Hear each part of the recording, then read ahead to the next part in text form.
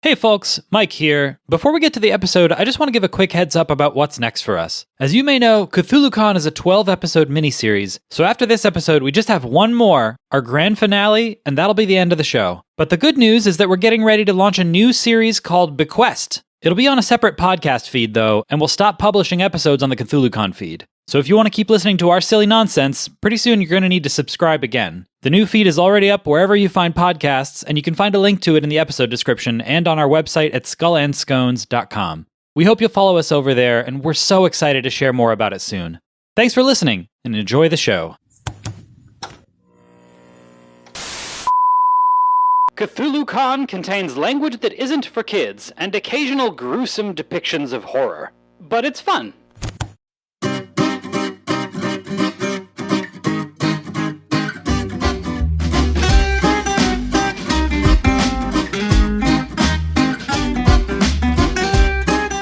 Hi everyone, my name is Mike Turley and you are listening to Cthulhu-Con, a show about the horrors of the universe that have been silently clawing at the edges of our simple minds. This is a story-first tabletop role-playing show following a popular online forum called the Necronomicon, run by 5 coworkers as they try and go to the movies at the edge of the universe. Hi, everybody. My name is Kevin Rizza, and I play Vicky Vanity. Vicky is a former track star and girl next door who, after a terrible summer camp slasher tragedy, is just trying to keep everything together. And Vicky is the managing editor of Southeastern Pennsylvanian Monstrous Cryptids at the Necronomicon. So this week's mystery fact for Vicky, today is Vicky's birthday. Oh wow. Oh, Wait. snap. Happy birthday. Today, in the events of the show... So, like, the whole podcast has been Vicky's birthday? Well, like the second half of the podcast, yeah, because we did go to bed at one point. But today is Vicky's birthday. I feel like that would have come up. Nah, she's pretty private. She doesn't like to make it about her, so... Plus, there's been kind of a lot going on. There has been. There's been a Yeah. lot of people who died on your birthday. Malcolm's Yeah. got a little birthday card to Vicky in his corpse's back pocket. Never got Yeah. a chance to hand that over. And Malcolm's the only one who knew it was your birthday, also. Oh no. You know how, like, people congratulate people on your birthday? Like, congratulations, you made it around the Earth another year or whatever without dying. Well, depending on your time of birth, that remains to be seen. So Yeah. Oh no. don't congratulate too early. That's a very good point. We are in a very perilous situation where you may not complete your year of birth. I mean, we're really into astrology here, so I'm pretty sure everyone here knows their birth hour and location. All of us here. All Yeah, of us we're here all off big podcast. astrology heads. Oh my god. You seen that meme where it's like someone texts their mom at like 2 a.m. like, hey, what time was I born? And she's like, stay away from that girl. That gets me every really time. good. Is it because that's your reality? I say as your wife. No, and you're not into astrology.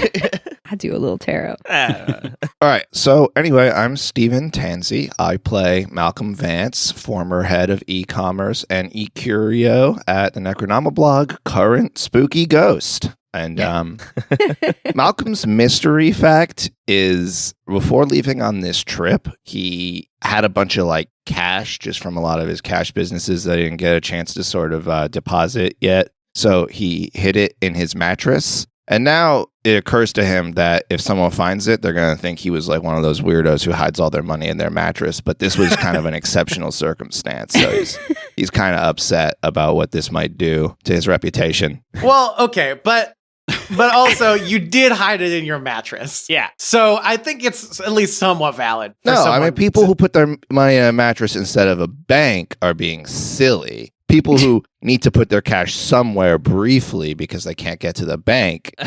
What's wrong with the mattress? That's a great hiding spot. Maybe buy a safe. or even just your desk, if it's just going to be there for like a couple of days. All I'm saying is that you can't lock a mattress. That's right. Not with that attitude. He locks his bedroom door where the mattress is behind. So yeah, his mattress is locked. I struggle to believe that that's the worst thing Malcolm is worried about after he dies. Like, I mean, what's your search history like? Oh, Gosh. It's fine. Yeah, let's dive into that. What is Malcolm's search history like? Last 5 websites. Go. I feel like Malcolm's pretty straight edge about that kind of thing. I don't know. I mean, It doesn't have to be porn. I'm not saying it's porn. Well, I guess that's on me. You know what? He does have to look up how to spell the word exercise every time he writes it. He keeps trying to put a C after the X, and like he's real hung up on it. Like every time he types the word, he's like, "Oh wait, I always get this one wrong," and he's sort of reinforced the known mistake in his head to the point where like he can't remember. I feel called out by this. He can't remember if it's the C should or shouldn't be there. All right. Hi, everyone. I'm Jake Burley, and I play Nimi Walters, a trust fund kid and struggling artist who's like trying to hold a dark, gritty mirror up to society. Nimi is the head of graphic design at the Necronoma blog, and my mystery fact for Nimi today is that Nimi cannot swim. Huh. That's it. Simple fact for a simple gal. Nimi can't swim. Does Nimi just have other people swim for her? Now, when you say cannot swim, Right. Doesn't know how to. I mean, we'll see. You know, you get thrown in a lake. I guess you'll find out if you know how to swim. But Nimi was never taught to swim. And if you ask Nimi, do you know how to swim? She'd say, nope, I don't know how to swim. But like Nimi never summered at the lake. No. Oh, she summoned at the lake, but she just didn't swim. Or she had like a floaty, you know, or whatever. Like when you're a little kid, you wear the little floaties. Right? Okay, so because like when you teach little kids how to swim, you don't really like throw them in. No, you don't. No. Good luck. Just throw them in the deep What you end. do is you just kind of hold them in the water. If she was, for instance, in our underwater situation right now, there was some problem where Nimi was required to swim to not drown. That would be that'd be an issue. Okay. Yep. So you're welcome, Allie. Keep that in mind for later. the cool thing about being this deep underwater is that her inability to swim doesn't matter. Yeah, I know, right? Even the world's best swimmer is dead should this weird underwater bubble fail.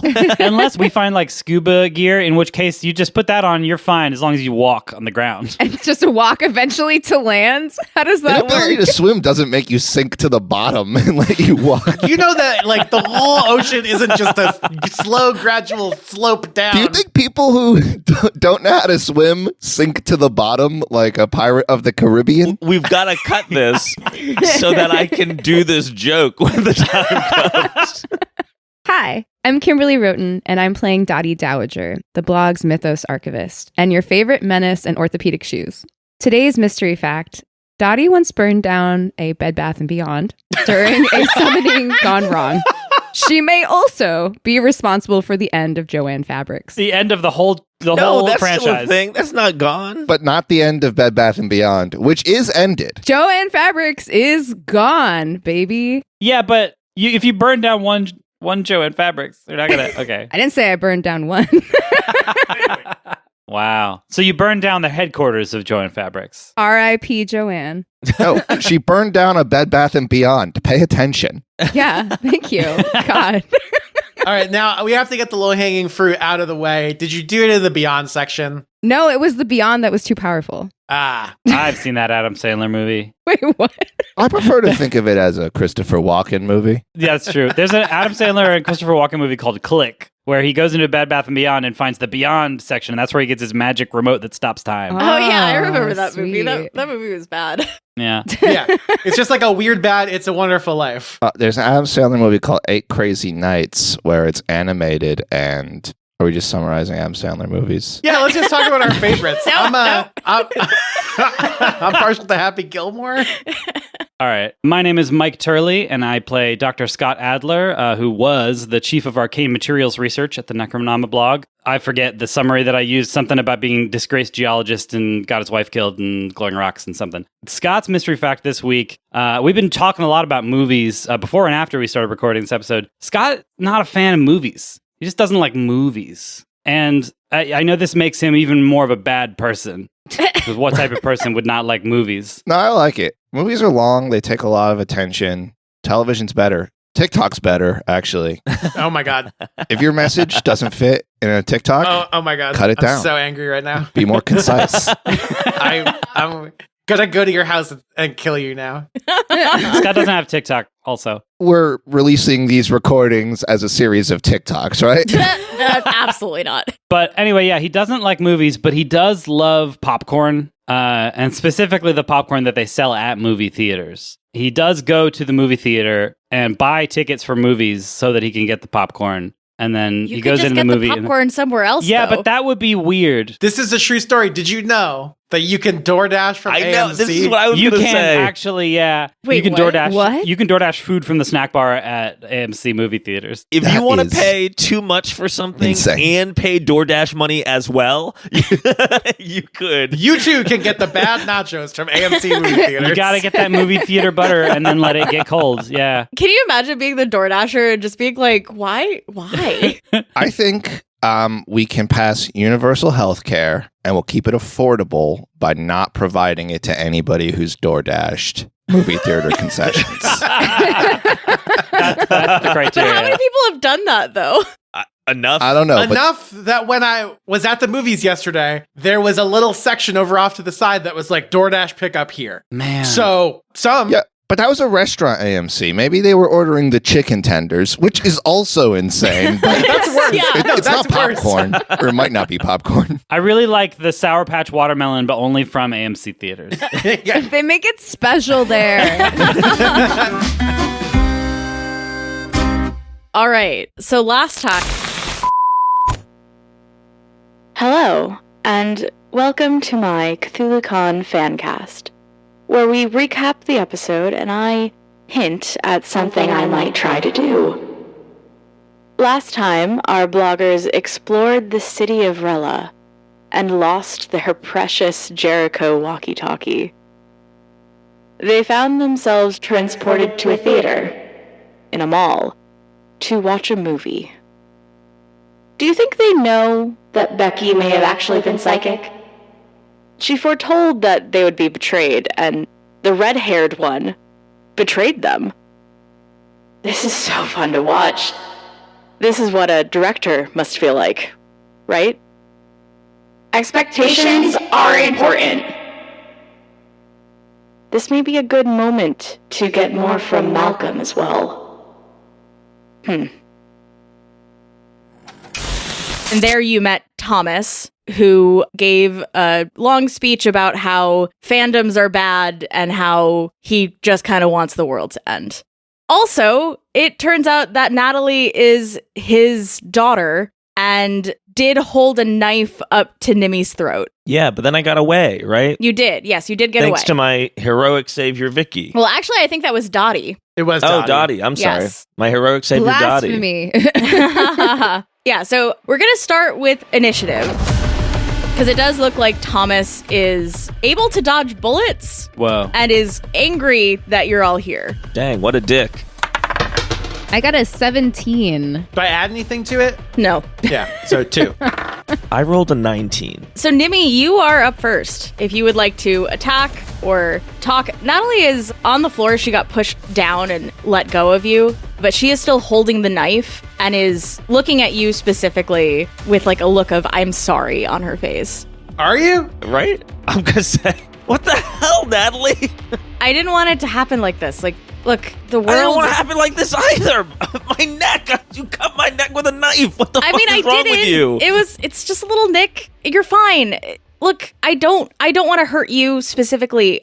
I thought we were on the same page. I thought you wanted. Yeah, I thought we were on the same page too. Till you held a friggin' knife up to my throat. Jesus, I back away from Natalie. Absolutely, 100%. This person has not explained themselves. That was crazy. Yep. I thought we felt the same way. I thought we wanted to show the world how wrong they are and that we need to start over. I don't want to kill you. Just your friends and everyone else on the planet. You have misread the situation dramatically. You sound like you have a lot of like deeply held beliefs. That's not really me. That's not really my thing. Does that make sense? I don't want to destroy the world. And I turn to Dottie and Vicky. I don't know. I just keep backing up towards you guys. That's what I'm going to do. That's my action. Is that a flee action? I don't know. I'm getting away from this person. I think you can kind of like back away. I don't think you need to roll or anything. I think you're able to just back away from her. But she keeps like talking to you. Look, I thought you're so cool and I really like you. I thought, I don't know. I thought that we could be the last humans. Maybe that was romantic or something. Natalie, I don't even do my own shopping. I can't be the last humans. Oh. I just really feel like you should have talked to me about this. Whenever like couples make big decisions, like they should really make it as a group. Does that make sense? I mean, we weren't even dating yet. Oh, that's true. All right, that one's on me. But the rest of it, I really think you've misread the situation. I see that now. All right. I'm sorry. Maybe, Does Stampeldini do couples therapy? Or not couples therapy, dating. Not yet couples therapy. All right. I'm sorry that I misread the situation. Well, you know what? That's okay. I can understand that, I guess, I say, as we have this conversation in the middle of this fight. And I say, maybe, it just sounds like, Natalie, maybe we're just looking for different things, in this crazy world. Maybe you want to stay here in this weird city or something. I don't, or maybe we just get out of here. What do you say? Scott, why are they just standing there while these two have this conversation? In the background, you see me and Dottie doing like a legit Matrix fight. Let's see. Do you have like convince or reassure? I have flattery. Oh, but I am all out of flattery points. I have assess honesty, which is good. Not That's good. really. Glad you used that one. That's kind of too late. I have art history, as you know. Oh, yeah. I have psychoanalysis. Oh, okay. Yeah, I think, okay. I'm going to have you roll, but I think you can use psychoanalysis to kind of like somehow see where Natalie is mentally to like figure out how to talk to her in a way that would benefit you. Okay. I'm going to roll and I'll spend 2 points. I got a 6 on my roll, so I got an 8 in total. Yeah, you can tell that Natalie just like kind of hates everything. Thinking back on it, the drug use and alcohol use that she was very nonchalant about makes a lot of sense now. She just kind of wants to see the world burn. Oh, man, I say. Internally, this is in my head now. Someone put an effect on this so that it's in my head. Yeah. Man. Maybe this was a cry for help. Unlike everything I do, which is just super cool. I guess I never thought that, like, drug use and being really pessimistic could be a bad thing. I've always had so much fun with it. And then we come outside of my head and I say, Natalie, I think we're just looking for different things, babe. See you in another life. Natalie thinks about it for a second and says, I mean, okay, I guess this isn't gonna be a thing then. And she drops the knife. Nice. Who is closest to the knife? You are, because you were the one who kind of like pushed her away from Nimi. Natalie's closest to the knife. Yeah, Natalie is closest to the correct. Yeah. And she says, Dad, can we just stop? Can we just let them go? And Thomas shakes his head and says, No. They've seen too much. This isn't going to work, Natalie. I don't care if they're your friends. And that is Natalie's turn. Dottie, it is your turn now. Oh, hooray. So while he's saying no and Natalie is looking crushed, I have already gotten the knife. And how big is this knife? It's one of Vicky's knives. Combat knife. It's big. All right, sweet. So I actually pick it up to throw it directly at Thomas. And I say, I knit to steady my aim as I do it. That's great. There's a flashback to years and years of knitting practice. I'm just imagining you're knitting with your eyes narrowed, just like deadly focus. Just Dottie at the shooting range. Her hand is trembling slightly. Someone recommends, hey, my wife knits and it's really steadied her hands.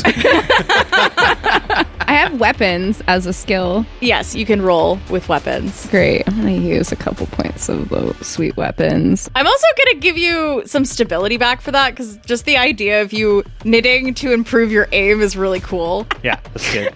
Thank you. I rolled a 5 and I used 2 points, so I got a 7. Okay, you throw the dagger and it does hit Thomas in the shoulder, but it also doesn't seem to have dug into his shoulder at all. It seems almost like his skin is tougher than normal human skin. You can go ahead and roll damage, but it doesn't seem like it sticks into his shoulder.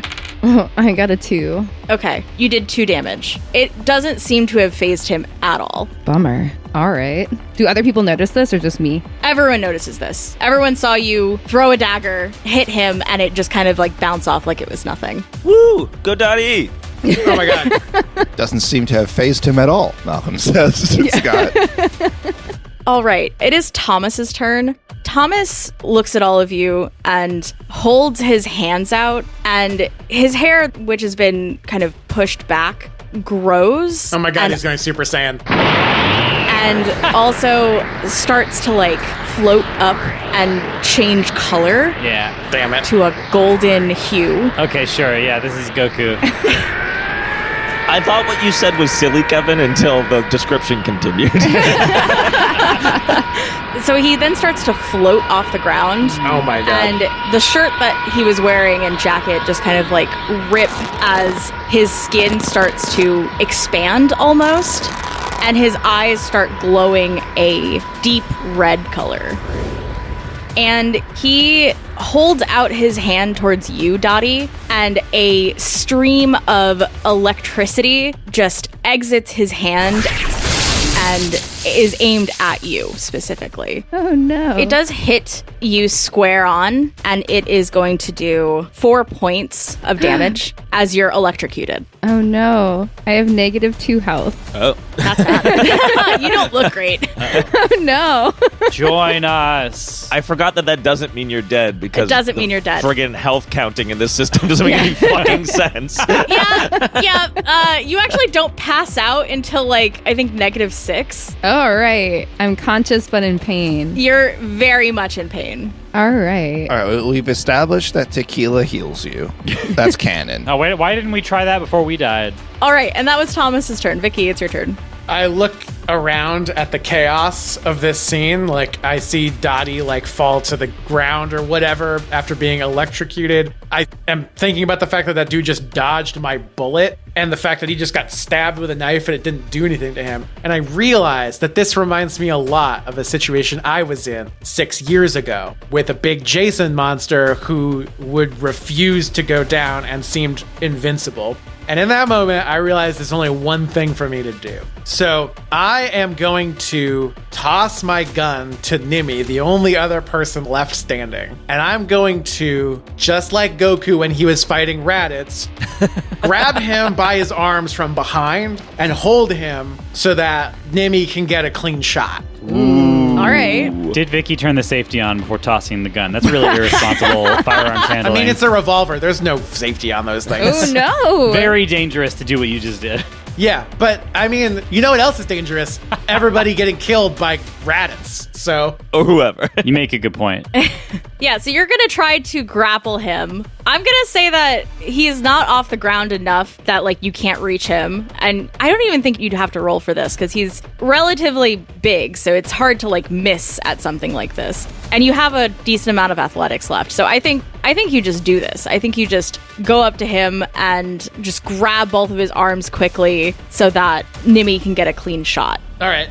And it is now Nimi's turn. Now, did Nimi see this episode of Dragon Ball Z? Does she know how this maneuver works? Definitely not. All right, so you now need to use your special beam cannon to shoot through Raditz, It's true. even though it will kill Vicky, Yeah. because it's the only way to save the Earth. All right, so I have a question. How do you... Oh, wait, I am a genius. That's right. I put 1 point into firearms for exactly a situation like Yeah, this. yeah. That 1 point. That one You better point, roll though. good. Got that one moment. Okay, all right. Wait, can you real quick explain where Nimi got this very limited experience with firearms? Yeah, that's a good, She that's a good play point. paintball once or something?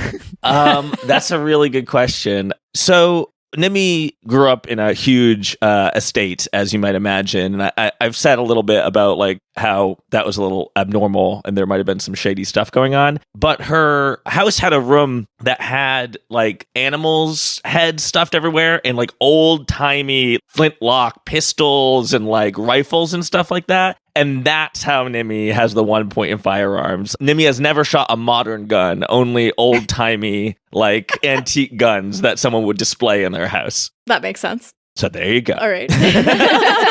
End Excellent. of bonus mystery fact. You know where the trigger is, yeah. Okay, so I'm going to roll firearms. Is that right? Yes. All right. And I'm going to add my point of firearms, I guess, because if not now, then when? If not me, then who?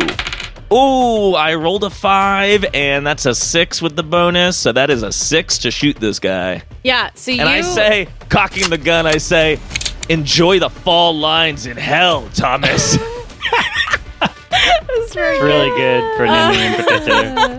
Yeah, so you shoot Wait, Thomas. let me try that again. I hope the fall lines in hell are... No, wait, let's try that one more time. I hope you like the fall fashion in hell, Thomas. All right, Allie, I think one of those will be good. Why don't you No, go this ahead? is all in the podcast.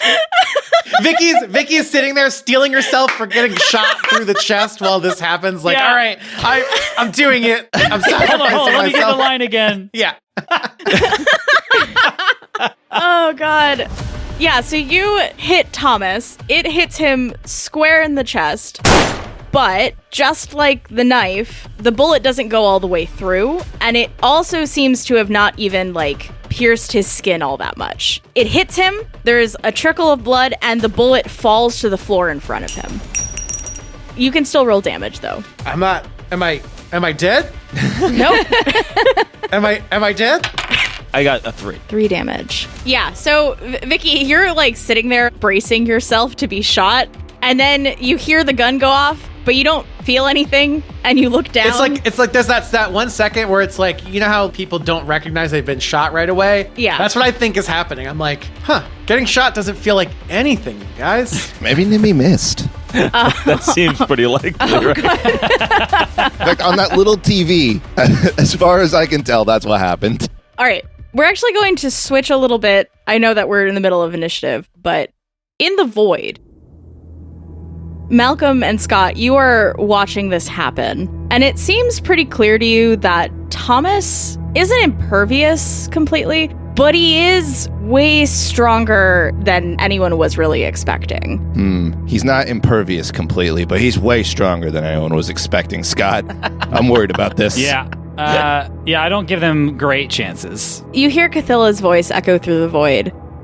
I think I could help them. I think I could stop Thomas.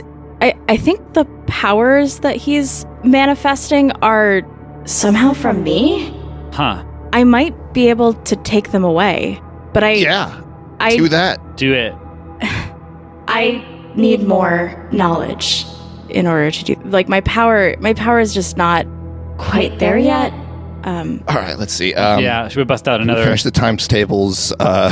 What's next? Do you want to get into geology? I got a lot. You've read Rock Talk. I have. We can go farther than that. And Scott, you were so gracious to let me in, and I have already kind of poked around to obtain all of the knowledge that you have, which I very much appreciate. Wait, you got everything from all of my years of geology class? Yeah. That's what they call college. Yep. All absorbed.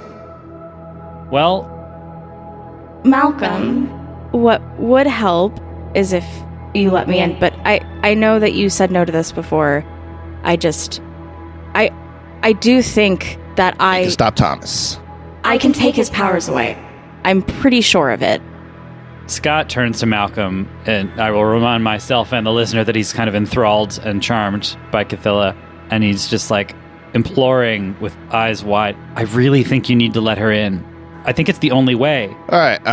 So I don't know. I kind of look at Scott. I look at Cthylla. I look at the TV, and You can't really look at Cthylla. She's kind of a disembodied voice. I look in the direction I imagine the voice is coming from. I see. Okay. You look straight up. I look at the TV. Things aren't great. The old Raditz Piccolo thing didn't work.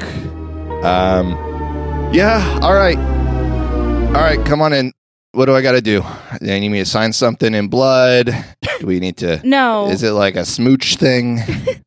Just like a smooch thing. Yeah, it already happened 5 minutes ago. I just wanted you to feel better about it. Yeah. I would like to explore your grandmother, Beatrice. Don't Worry about Sounds it. really sexual. Yeah, it did. I'd rather have the smooch thing, honestly. Oh my god. I'd rather you not explore my grandmother. I'd rather you not. Yeah. Okay. I would like to know more about your grandmother. Beatrice, right? That's right. How about we look at some memories? And as she says that, you're transported. The void is no longer around you. You suddenly are in the sun. You're in the backyard of what looks to be your grandmother's old home before your family kind of lost everything. It looks to be like a summer day. You're standing outside in the backyard next to the patio. She's sitting, looking through some papers, muttering to herself, her head down and her hand kind of entwined in her hair as she seems pretty distraught.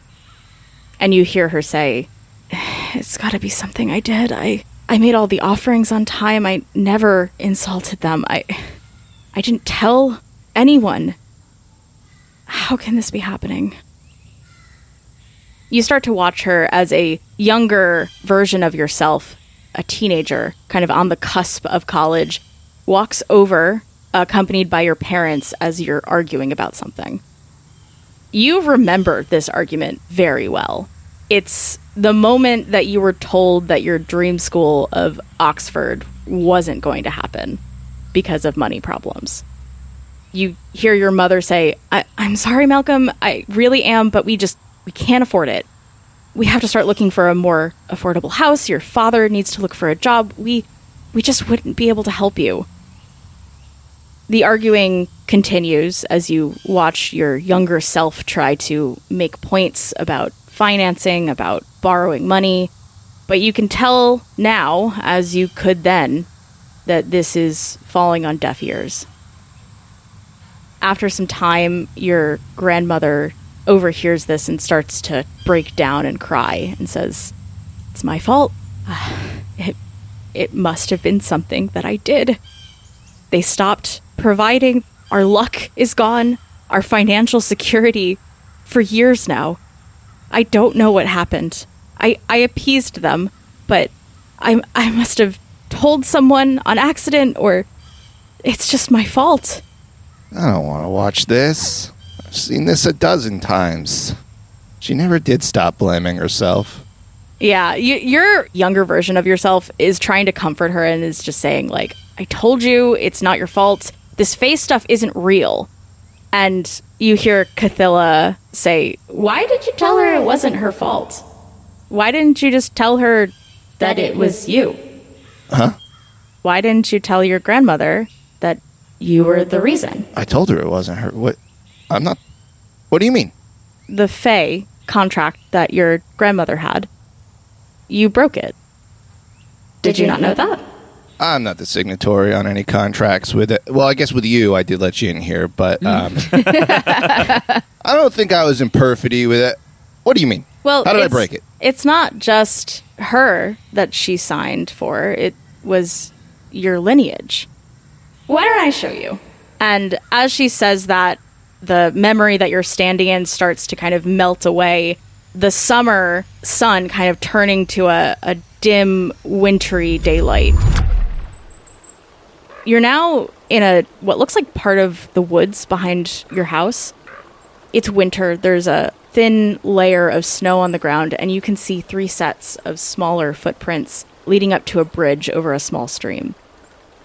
On top of the bridge, you can see 3 kids, one of them standing in the middle while the other 2 toss a balled-up jacket over the top of his head. You recognize the 2 kids as your high school bullies, who are playing keep away with a even younger, still, version of yourself.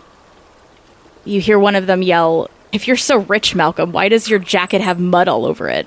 And as your younger self starts to question what they're saying, they throw the jacket into the river below.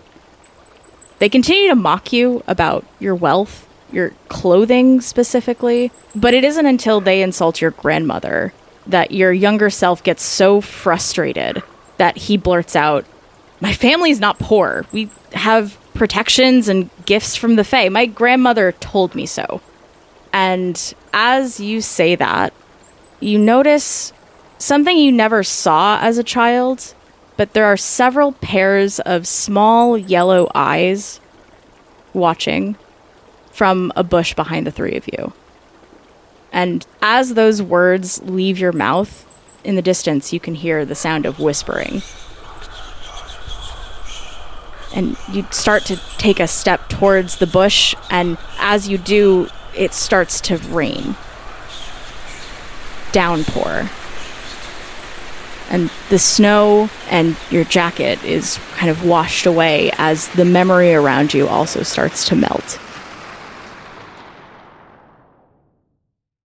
And Cthylla says, "See? You broke one of the rules. You told someone about..." Yeah, no, I saw it. I saw it, Cthylla. You don't understand anything, and you think you understand this better than I do. Shit. And the memory shifts again. And now it is just a memory that you're not in, actually. It seems to be your parents and your grandmother arguing about money issues and finances. And you can see that a younger version of yourself is kind of listening in from outside the room. And then the memory shifts again back to the original memory of your parents telling you that you're not going to be able to go to the school that you want to. And your grandmother just breaking down crying again. All right. So I'm in the memory. Yeah. You've not only been able to, see all of this, but it almost feels like you're there. Like, you could feel the sun on your skin. When it was in the winter memory, it almost felt cold. All right. Cool. I put my hand on her shoulder, and I'm like, hey, it wasn't you. As you do that, your hand just kind of goes straight through her shoulder. Because although it feels real, it's not. And she doesn't know you're there. Cthylla, can I get a Jericho walkie-talkie in our Sister of Mercy's nursing home in New Jersey? I gotta tell her. I don't know about Jericho. I mean, Jericho's dead. A different walkie-talkie. Can you give me someone? You got anybody over there? You should be powerful now, right? I let you in. Take Thomas's power and give me a walkie-talkie. Okay. I think I can do that. Oh, dope. I expect that to work. This is going to be great. Some orderly just starts vomiting and a tentacle comes out. Yeah, so the memory around you kind of, again, starts to melt away. And instead of entering another one of your memories, it looks like around you is the nursing home that your grandmother is in. Your grandmother, Beatrice, is sitting in bed, sitting up knitting, and... It's good for your aim. You can see an orderly come in, and as they come in to try and talk to Beatrice, they vomit, and then they just stare blankly at your grandmother. Man, this show has so much vomit. Yeah. Do I have the remote? Do I have the button? You don't need a remote. You can talk. All right. Hey, sorry, I didn't think this through. That might have been a little traumatic for the orderly and you. Your grandmother looks terrified. She's trying to get up to help the person as they vomited, but you can tell that she's having a hard time. Hey, wait, just listen. It's me. It's Malcolm. Malcolm? That's right. I'm talking to you from beyond the... I'm talking to you with Fae magic. There's something I need to tell you. Okay, I told you so many times before that it wasn't your fault. What? That's because it was mine. You didn't do anything wrong. I know this. No one in the family blames you, and now you can stop blaming yourself. Malcolm. Because I remember now. It was me. How do you know that? I thought you didn't believe in any of this. Also, what did you give in order to do this? Don't worry about it. Malcolm. Don't worry about it. It's fine. And just like that, the room starts to fade. Okay, I gotta go. Oh, one more thing. There's money in my mattress. I don't usually keep it there. Just make sure they don't throw it away. And Cthylla says, We have to go back now, Malcolm. I will keep my end of the bargain. As Cthylla starts to take you back to the void, you're going to take a loss of sanity. That's fine. What do I need sanity for? Yeah, we're dead. Yeah. Crazy ghost, not crazy ghost. What's the difference? You're going to lose 3 sanity, and you are kind of mentally blasted in a similar way to Scott, where it's not like you love Cthylla. You also aren't as like enthralled, it seems, as Scott is, but it does seem like you're just like, oh, this is fine. Cthylla is going to hold her end of the bargain. She seems like a great old god, great being. Your mind got flavor blasted, and that flavor is Cthylla. So let's get that bargain upheld. So Thomas is no longer Super Saiyan. And Cthylla, can you give the Super Saiyan to Vicky? No, Dottie. Yeah. I will hold my end of the bargain, and I will take Thomas's powers away. In the theater, you all hear a voice. A voice that none of you have heard yet, actually. And it says, Thomas, dear, I think we're done. We can still flood the world like you want. I'll keep that end of my bargain, but I think the powers are a little much, and I've made a new deal, so those are going away. And you hear Thomas say, what? You were supposed to make me a god. Wait, before he says that, can I say, hey, you guys hear that too, right? No, actually, real question. Do I hear that? Yes. On the TV? Yeah, okay. You hear it in the TV, and it's like almost echoed, actually. You hear it on the TV and coming from the void. But we're like, that makes sense. We're not bothered by it. You're not bothered by it. I'm unbothered by that. All right. Yeah. I'm unbothered by that? Unbothered. Okay. You kind of drank the Kool-Aid at this point. Cool. You're no longer really suspicious of Cthylla. You still have your faculties. I think if she were to do something like try to go after your friends, it would be different. But she is upholding her end of the bargain. She just also revealed some information that you didn't know before. Going after our friends' world and their loved ones is fine, but them. She's not going to kill them. She seemed sort of against what was going to happen before, but now it's revealed that she's always known what's going to happen, and that was part of the deal. So, yeah, not thrilled. I think we acknowledge, like, well, she kind of lied to us, but, like, it's all for the greater good. I said I'm not thrilled, but what I meant to say is I'm unbothered. Unbothered. So do I feel Thomas, like, suddenly weaken in my arms? Yes. So I pull a knife out from my leg and I stab him in the gut. All right. So Suck it. He does start to decrease in size. He starts to kind of like descend from floating in the air. His hair deflates and changes back to the brown color it was supposed to be. He lost his vegan powers. He did lose his vegan powers, yeah. No vegan diet. No vegan powers. And yeah, you go to stab him. Go ahead and roll attack. Yeah, well, I'm kind of holding him, so I kind of feel like I can use, like, scuffling. Yeah, I think you All can right. use scuffling. If we use scuffling, though, he is going to roll against you to try and get away. All right, that's fine. I'm going to use 4 points of scuffling. Okay. And I rolled a 4, so I got an 8. All right. Yeah, you're able to kind of hold on to him and just stab him right in the gut. And as you do, he coughs up blood and says, Cthylla, why? And then falls to the ground in front of you, kind of like flipping over the theater chairs. You guys heard that, right? Yeah, that was crazy. Was that, like, the thing that they were talking to? Like, do you know what I mean? I kind of thought maybe it was you somehow. Me? Why- How would that be me? It was a bodiless voice. I guess a distraction or something. I don't know. Meanwhile, Dottie is like lying on the ground, like coughing up blood, rolling my eyes at the conversation you two are having. And I'm like, yeah, it sounds like they're gonna flood the world. Oh no, I can't swim. I don't think that's the concern. I can't live in water world. As you guys are talking, the theater around you actually starts to like wobble and then starts to fade back to this, what looks like an arena in the city of Rella.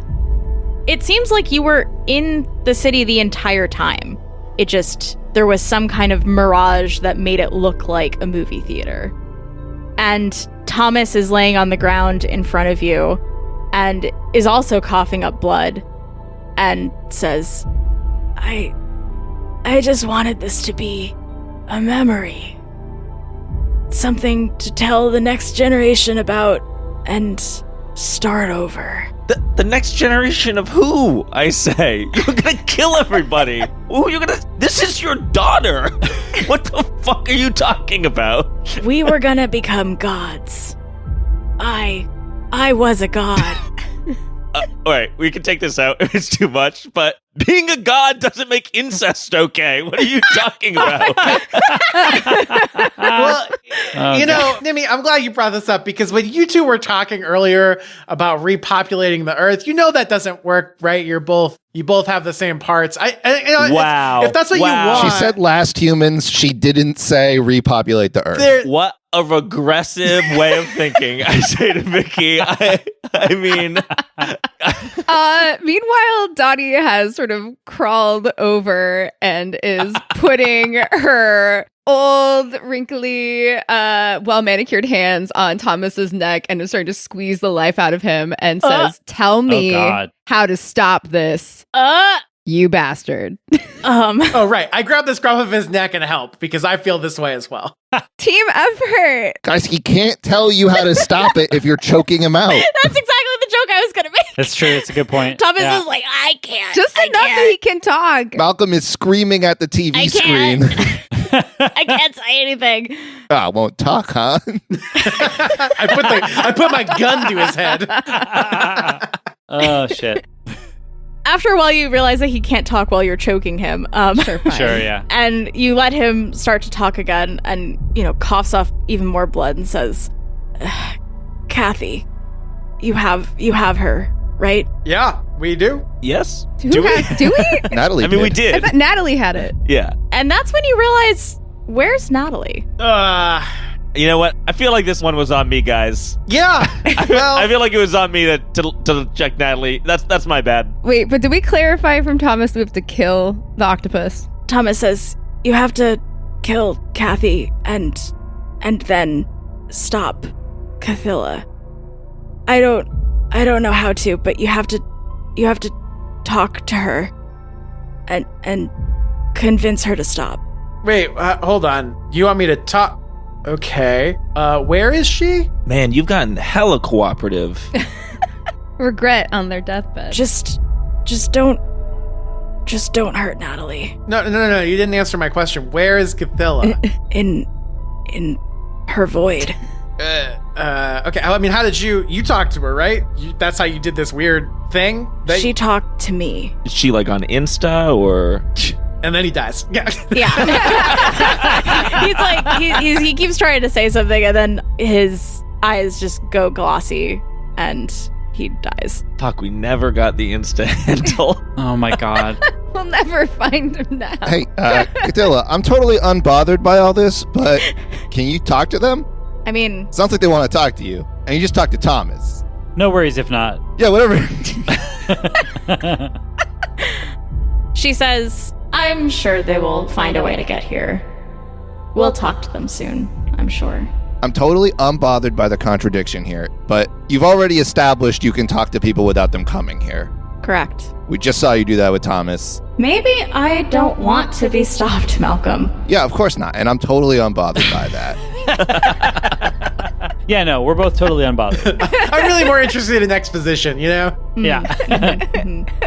I mean, I can talk to one of them if you would like. It would just, it would require them dying. That's not ideal. Yeah, let's see if we can workshop that. Okay, look, guys, let's solve the first part of this problem. We need to go kill that octopus, right? Yeah, and I look at Nimi and say, well, you know Natalie best. Where the hell is she? I mean, apparently I don't. She thought I wanted to, destroy the world or something. Guys, I love the world. It's got all my stuff in it. You know what I mean? I don't, because I don't care about stuff, but I do understand your well-documented vanity. So, Nimi, when this is all over, we're going to have a long discussion about consequences and the meaning behind them. But for right now, I need you to kind of focus up. I need everybody to just sort of look around the area. Where are we? And I look around and I realize, is it like a coliseum that we're in? Kind of. It's like an amphitheater. Okay. And there was a screen in the movie theater that was showing the Earth as it was starting to flood. It doesn't look like it's a screen, but there is still like some kind of visual on the Earth in the same spot that you were seeing the movie screen. And it is still actively, slowly flooding. Okay. That's not good. Yeah, so let's just do this as fast as possible. I look around, like, is there any, like, if we're in like a Coliseum style area, is it dirt under our feet? Can I look for footprints, perhaps, to try to figure out where she went? It's not dirt, but there is a bunch of algae, and it does. Well, let's see. What abilities do you have? I would like to use evidence collection. Evidence collection. Yeah, you just do it. You can see that there are some like disturbed bits of algae in a certain direction. You can tell that she went that direction. Okay. So as we start walking in that direction... Sorry, before we start walking, since I am severely injured, can I do first aid on myself? You can do first aid on yourself. Heck yes. Because Dottie is incredibly skilled at first aid because I have been preparing for this for the last 20 years. And so I'm going to take 2 points. So how do you use first aid to treat electrocution? That's a good question. How do you treat electrocution? They taught us this in Jurassic Park. You just kind of like... wrap it up. Yeah, you do start by... Yeah, you just kind of put some bandages on him after doing CPR. Yeah, it literally, like, I just looked it up online and it's just like, oh, just make sure they're breathing. Yeah. Wait, that's it? I guess if they have burns, you should treat the burns. Yeah, I think it's treat the burns. I'm going to say that. I'm going to say that you had some burns and you were able to kind of like treat those and bandage them. Sweet, because I had rolled a 6 anyways and I'd used 2 points. Also, you get a point of health back. Hooray. All right, now let's quest. Okay. All right. And as we're walking, I say to Vicky, hey, so what do you think of that shot, huh? I respond by taking my gun back. You know what, Nimi? This was really lucky that you were able to not shoot me in that situation. But I don't trust you with this. I'm sorry. That's fair. I'm honestly, I was aiming for his head.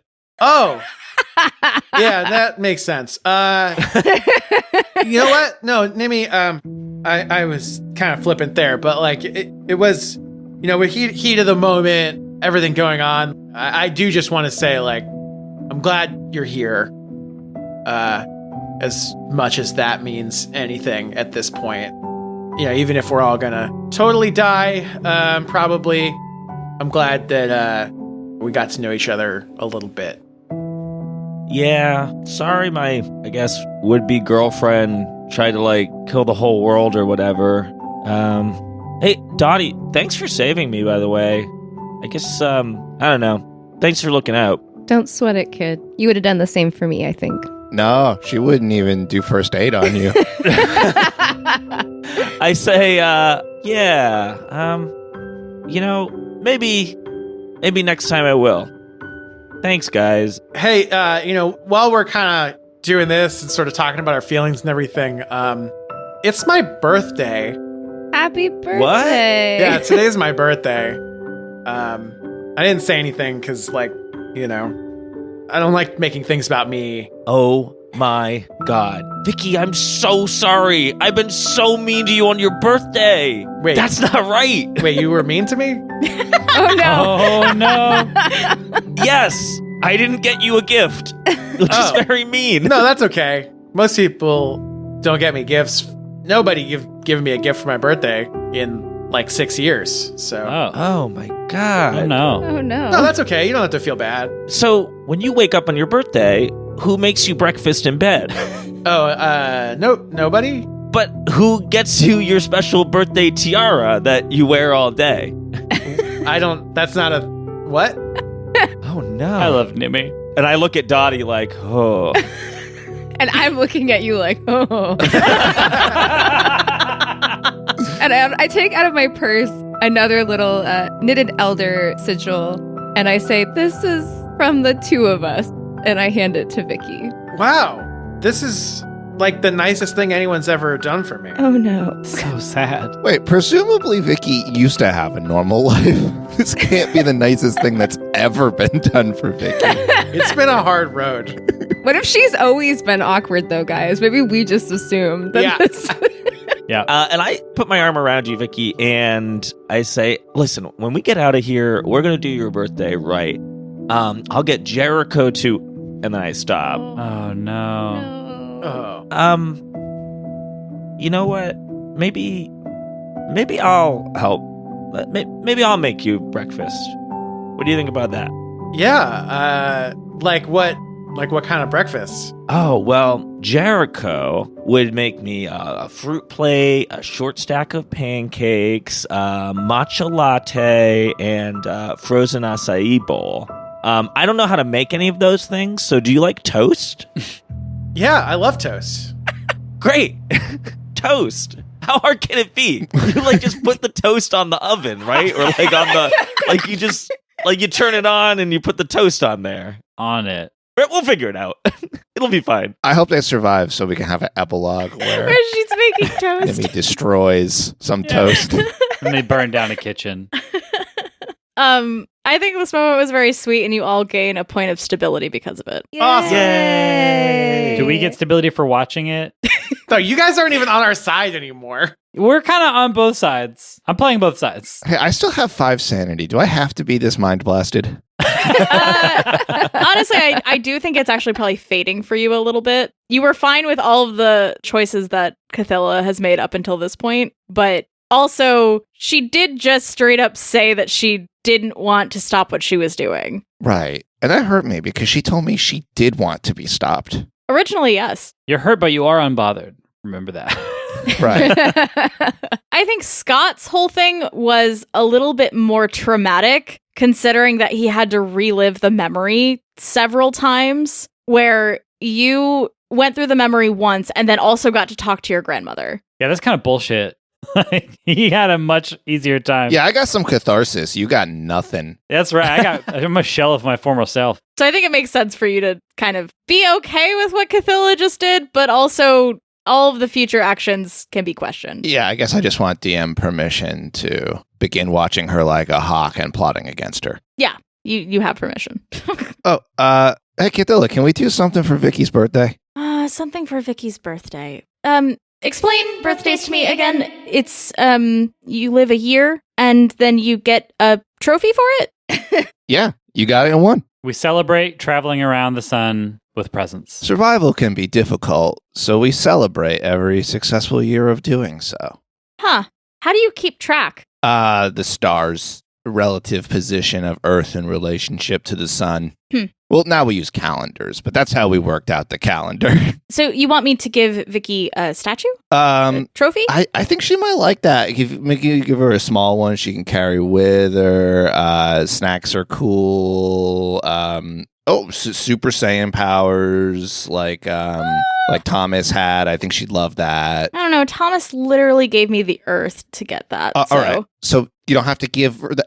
Wait a minute. He traded the Earth for that, and I got to take it away just with a few of my memories? Is that not an even trade? It is. No, it is. I've got more memories. What do you mean? You already let me in. I already know all of your memories. Then why did you make me explain birthdays to you? Surely I remember birthdays. Look, I'm not perfect. I have a lot of information that I'm still parsing through. Apologies if I don't fully understand all of your human birthday rituals. All right, you know what? I'm sorry I brought it up. I'm just going to go back to watching the TV. Okay, I can give Vicky a statue. Why not?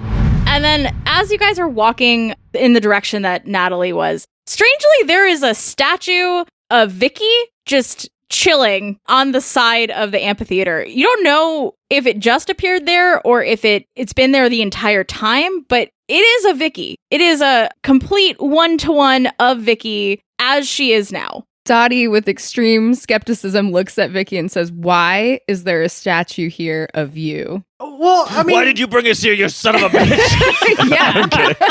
Oh, and underneath it says "Happy Birthday." well, hold on. That doesn't have to be me. That could be anybody, right? It's your birthday today. I kind of look at it. Yeah, does it even really look that much like Vicky? It looks exactly like Vicky. That's Vicky. We walk up to it and it's got my name on a little plaque. Yeah, it says happy birthday, Vicky, specifically. Huh. I mean, that could be anyone. Well, Thanks, Cthylla. That means a lot to me. I don't think she's very appreciative. No. Vicky, is there something you're not telling us? No. This is as surprising and weird for me as it is, I assume, for you guys. Well, in a day of oddities, one oddity more, I say, shrugging and turning away. Huh. Dottie takes out one of her knives and just kind of holds it close and puts it into her sweater pocket that's specially formed for knives. This didn't go how I planned at all. Yeah, it didn't. But I thought they would be more happy about that. Yeah, me too. I guess even I don't perfectly understand humans. I guess we both have a lot to learn, huh, Cthylla? Yeah, you're probably right.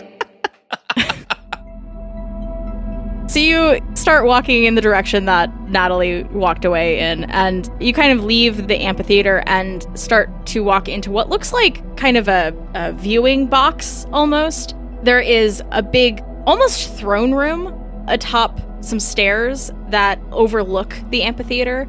And sitting on the throne is Natalie with Kathy sitting in her lap. And she's just kind of staring at Kathy, touching her tentacles and like petting her. Pretty weird. Does she see us? Is it like we walked into her domain? Yeah, as soon as you walk in, she just looks up at all of you and says, "What do you want now? You've already killed my dad." I mean, he did try to kill us, so... That feels, yeah. He was an evil god-like person. He electrocuted Dottie. Right, that hurt. So. And also, you tried to stab Nimi. I didn't. I just held the knife up to her throat, and I already apologized for that, so really don't think you should be bringing that up. I don't think you know how apologies work super well. Look, Natalie and I didn't work out, and that's okay. We can still be friends, and what we can all agree on is that we don't want the whole world flooded or whatever. I mean, I do want that. Oh, sorry. We all, I say, gesturing at the three of us, can agree that we don't want the world flooded. That's on me. It's true. We've been talking, and we kind of think it's a bad We had a whole idea. moment. Yeah. So.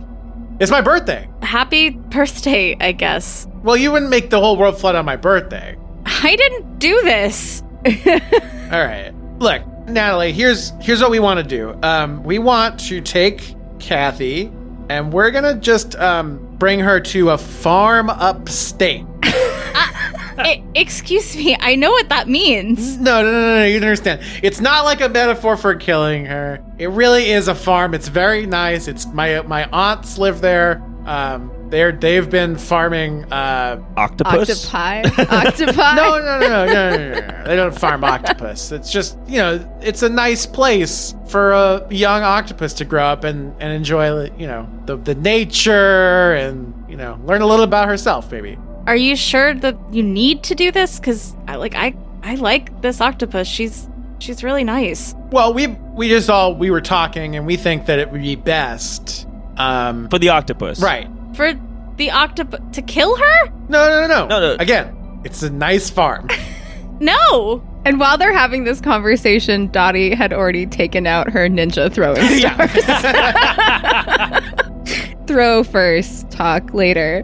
Why do you want to do this? I don't understand. Well, we like the world, and we don't want it to flood. Yeah, I understand you don't want it to flood. Why does that depend on this defenseless creature? Oh, I'm not super clear on that either, but it's kind of, it's pretty low on the totem pole. Does that make sense? Like, we're in this bubble city. There was like a Goku attacking us, and so I guess, My dad really did like Dragon Ball Z, didn't he? Which is weird because of all that stuff he said about fandoms earlier, I thought. Yeah. But Yeah. So fair enough. I'm not really interrogating the octopus thing maybe to the level I might otherwise do. I mean, it's just been kind of crazy. We saw a statue that looked kind of like Vicky outside. It was Vicky. Maybe. So wait, you saw a statue of Vicky outside and you want to just ignore that and kill an octopus for no reason? Well, the world's flooding, so... I mean, yeah, I knew that. It's pretty clear to me that this octopus is a weird demon god or something. and we need to stop it. And then we need to stop its mom or something. Well, we haven't figured that part out yet. I don't One know. step at a time, yeah. So, meanwhile, while Nimi and Vicky are trying to negotiate with Natalie, Dottie has very casually taken out 2 ninja stars and have begun to wind back up to throw them at Cthy. Go ahead and roll attack. All right. Can I use a weapons point for this? Yes, you can. How many weapons? All right. I rolled a 3 plus a 1, so 4. All right, yeah. So you throw this throwing star, and it hits the octopus square in the head. Bam. Natalie looks down and says, "What the fuck?" I mean, we've been explaining. This was not a surprise. You hear a low voice echo in the back of your minds. "Fucking foolish mortals." Then the octopus tentacles start to glow and float upwards and turn gold. No, but you do start to feel a rumbling. Uh-oh. It feels like the entire city is moving almost. And as you look on into the amphitheater, you do see the ground start to crack. And in one swift motion, a giant tentacle emerges from the center of the amphitheater. And then another one. And then another one. A massive creature pulls itself out and fills the space of this giant amphitheater. Similar to the depiction you saw on the door and the statue, it has a humanoid body, large tentacles coming out of its face, and a pair of small wings on its back.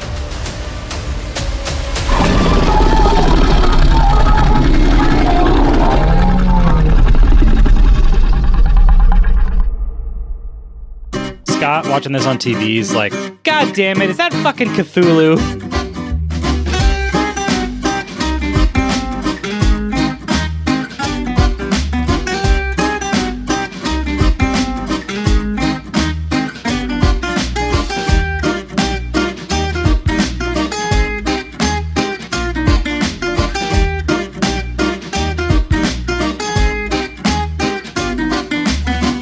Cthulhu-Con stars Ali Turley as our keeper, Kevin Rizza as Vicky Vanity, Stephen Tansey, that's me, as Malcolm Vance, Jake Burley as Nimi Walters, Kimberly Roten as Dottie Dowager, and Mike Turley as Dr. Scott Adler.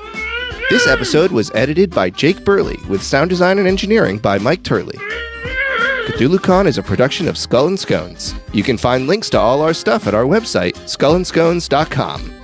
All right, Mike. Let's see if they shared the show enough. How do I log into Transistor? Mike, what's the password? No, I'm not going to untie you so you can type it. You just want me to untie you. Just tell... Hang on. Ah, God. Ah. Now tell me the password. I'm not going to tell you the password on our podcast. It's my password for everything. That's like crazy insecure, Mike. I know. FBI, open up! Just a minute. Here's the charges. Flashbang. Get on the ground, you son of a bitch! Help me! He's been holding me hostage for 4 weeks! Wait. It's just a prank. Give it up. You're going downtown for kidnapping a dumb podcast editor. Wait, hey, I'm not dumb. I put a lot of effort into the sound design. Nice, you got him! Nice police work, detective. We did it! So, Lieutenant, can I finally take you up on that offer for dinner at Ralphio's? I thought you'd never ask. Aw. Hey, wait. Hey. What? Hey, wait. What? It would mean a lot if you'd share our podcast with a friend, and it also helps if you rate and review us on Apple Podcasts or Spotify. Okay. And you can find links to our social media and our Discord server in the episode description. Do you want us to call an ambulance, or...?